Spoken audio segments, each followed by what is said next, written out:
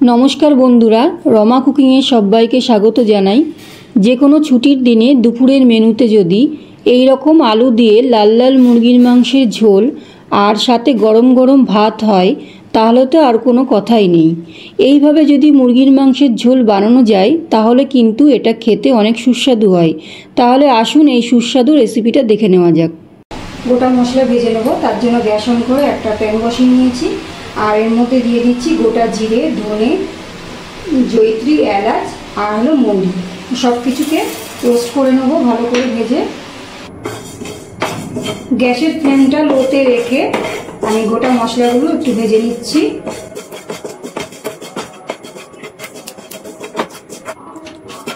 मशलागुलो खूब भालो करे भेजे निয়েছি।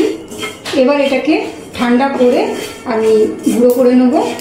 গ্যাস অন করে একটা কড়াই বসিয়ে দিয়েছি আর কড়াইয়ের মধ্যে দিয়ে দিচ্ছি সরষের তেল। তেলটা গরম করে নেব। তেলটা গরম হয়ে গেছে। এই তেলের মধ্যে আলু ভেজে নেব। আলু ভাজার জন্য এই তেলের মধ্যে দিয়ে দিচ্ছি কিছুটা হলুদ আর দিয়ে দিচ্ছি লবণ। এবারে আলুগুলো ভেজে নেব। চারটে মাঝারি সাইজের আলু আমি দু টুকরো করে নিয়েছি, সেই আলুগুলো ভেজে নিচ্ছি। গ্যাসের ফ্লেমটা হাইতে রেখে আলুগুলো ভেজে নেব।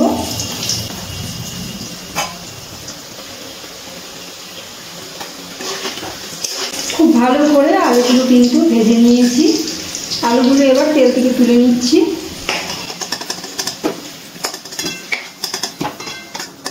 এই তেলের মধ্যে দিয়ে দিচ্ছি একটা শুকনো লঙ্কা, একটা দারচিনির টুকরো আর দিচ্ছি গোটা সাদা জিরে। একটু তেলে ফোড়নটাকে নাড়াচাড়া করে নিচ্ছি। ফোড়নটা তেলে নাড়াচাড়া করার পর এবার দিয়ে দিচ্ছি একটা বড় সাইজের পেঁয়াজ।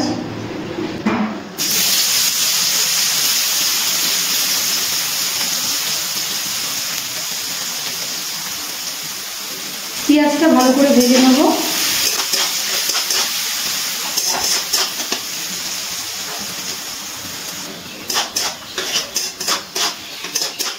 পেঁয়াজটা ভালো করে ভেজে নিয়েছি। এবার এর মধ্যে দিয়ে দিচ্ছি আদা বাটা, রসুন বাটা আর কাঁচা লঙ্কা বাটা। পেঁয়াজের সাথে ভালো করে আদা রসুন বাটা কষিয়ে নিতে হবে। আদা রসুন বাটাটা ভালো করে কষিয়ে নিচ্ছি।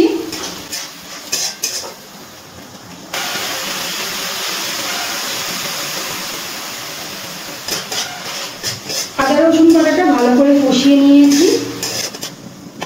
এবারে এর মধ্যে দিয়ে দিচ্ছি হলুদ, দিয়ে দিচ্ছি পরিমাণ মতো লবণ, দিয়ে দিচ্ছি কাশ্মীরি লঙ্কার গুঁড়ো। এবারে ভালো করে আরেকটু কষিয়ে নিচ্ছি মশলাটা।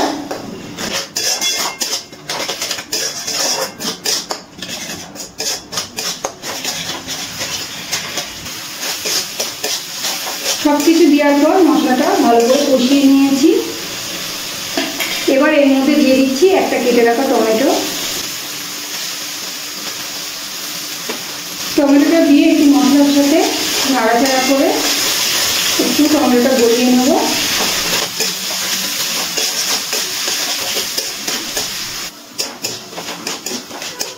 মশলার সাথে টমেটোটা নাড়াচাড়া করে গলিয়ে নিয়েছি। এবার এর মধ্যে দিয়ে দিচ্ছি ক্যাপসিকাম। ক্যাপসিকামটা একটুখানি নাড়াচাড়া করে দিচ্ছি মশলার মধ্যে।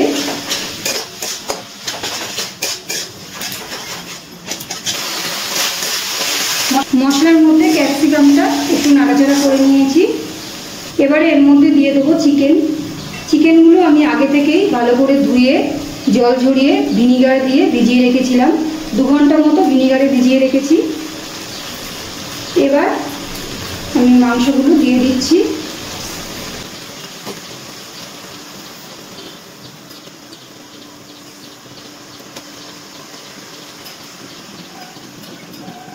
এবারে মশলার সাথে মাংসগুলোকে ভালো করে নাড়াচাড়া করে মিশিয়ে নিচ্ছি।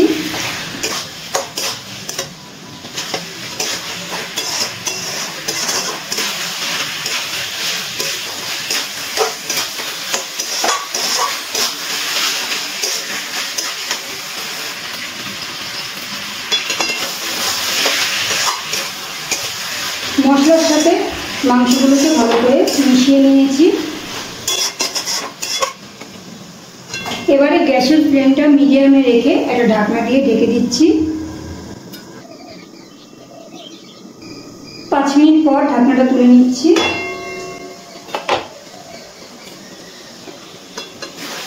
একটু নাড়াচাড়া করে নিচ্ছি।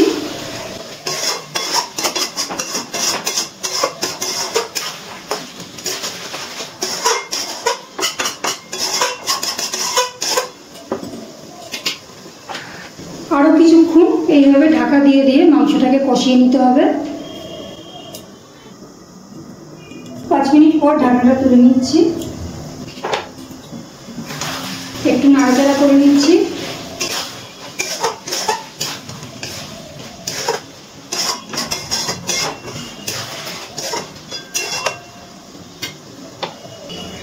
আবারও ঢাকনা দিয়ে ঢেকে দিচ্ছি।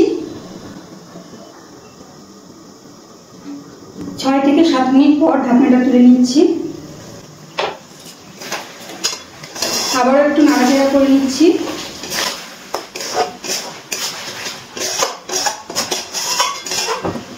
এবারে এর মধ্যে আমি একটা স্পেশাল মশলা অ্যাড করছি, যেটা আগে থেকেই ভেজে রেখেছিলাম, সেটা দিয়ে দিচ্ছি গুঁড়ো করে।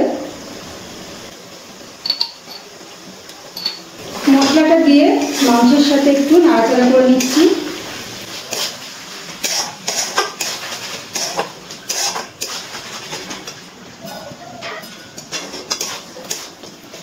ভাজা মশলাটা দেওয়ার পর আরও কিছুক্ষণ আমি রান্না করে নিয়েছি। এবার দিয়ে দেব ভেজে রাখা আলু। ভেজে রাখা আলুগুলো দেওয়ার পর আর একটু সব কিছু কষিয়ে নিচ্ছি।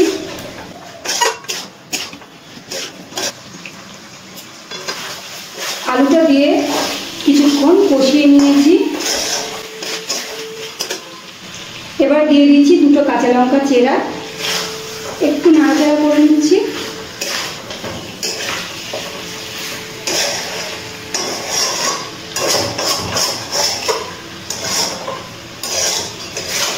সবকিছু খুব ভালো করে কষিয়ে নিয়েছি। এবারে কষানো মাংসের মধ্যে দিয়ে দিচ্ছি উষ্ণ গরম জল।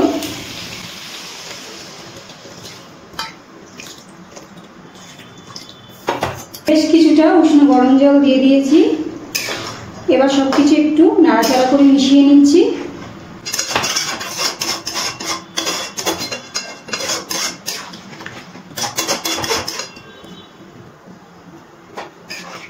এবারে গ্যাসের ফ্লেমটা হাইতে দিয়ে আগে একটু ফুটিয়ে নেব। গ্যাসের ফ্লেমটা হাইতে দিয়ে একটু ফুটিয়ে নিয়েছি। এবারে গ্যাসের ফ্লেমটা একদম মিডিয়ামে দিয়ে আবারও ঢাকনা দিয়ে ঢেকে দিচ্ছি, আলু আর মাংসটা যাতে খুব ভালো করে সিদ্ধ হয়ে যায়। ঢাকনাটা তুলে নিচ্ছি।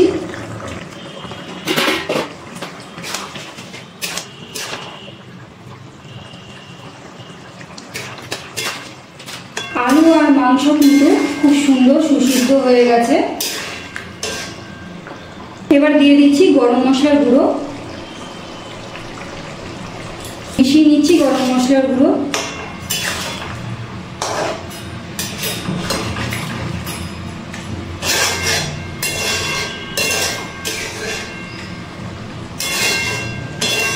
আমাদের চিকেন রান্না কিন্তু একদম কমপ্লিট হয়ে গেছে।